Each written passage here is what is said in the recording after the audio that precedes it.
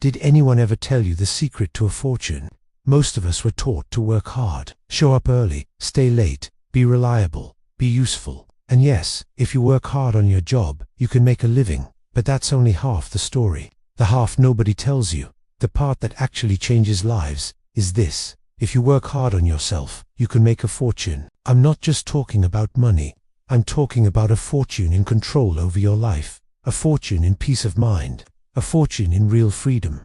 Let's break down the difference. A job rewards your effort, but life rewards your growth. You can give your job 10 years of loyalty and still be replaceable by next week. You can pour your soul into a title that vanishes the moment the company changes direction. Why? Because jobs don't care who you become. They only care what you produce. But working on yourself, that's a whole different game.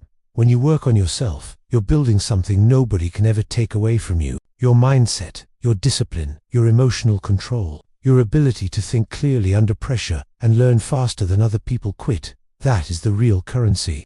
Most people trade their time for money and never stop to ask a very dangerous question. What happens when my time runs out? Because time is finite, our energy fades, our bodies get tired. But skills compound, your character compounds, your thinking compounds. This is why two people can work the exact same job for the exact same hours and end up in completely different places 10 years later. One stays stuck, the other builds options. The difference is almost invisible. It happens after the workday ends. One person goes home and scrolls on their phone to decompress. The other goes home and studies. One numbs their stress. The other sharpens their mind. One escapes from reality. The other prepares to control it. Working hard on yourself means doing the boring, unglamorous work that nobody applauds. It's reading a book when you're exhausted. It's training your body when your motivation is zero. It's fixing your own attitude instead of blaming everyone around you. It's learning how money actually works instead of just blindly chasing it. It's choosing discomfort now so you don't have to live with regret later. Here's a truth that's hard for many to swallow. Your job pays you just enough to make you forget about your dreams. It keeps you comfortable, but it doesn't make you free. And that comfort is expensive. It costs you your ambition. It costs you your sense of urgency. It costs you your edge. Working on yourself means you stop asking, how do I survive? And you start asking, how do I become dangerous in the marketplace? And dangerous doesn't mean harmful. It means valuable. So valuable that opportunities start chasing you. So skilled that you're not afraid of losing a job, because you know you can create another path for yourself.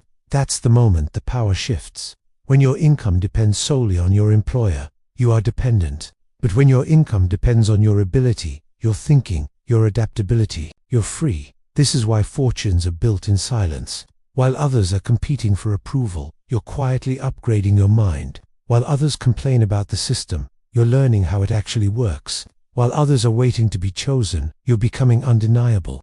Working on yourself means you stop outsourcing responsibility for your life. You stop saying things like, well, they never taught me that, or they never gave me a chance, or they didn't support me. Instead, you start saying, I'll figure it out. I'll outgrow this problem. I will become more, because no one is coming to save you.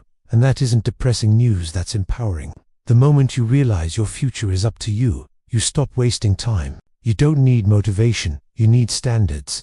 Standards for how you think, for how you speak, for how you spend your time. Every hour is either building your future or borrowing from it. So yes, work hard on your job. Be excellent. Be a professional. But never, ever, let your job become your ceiling. When your shift ends, the real work begins.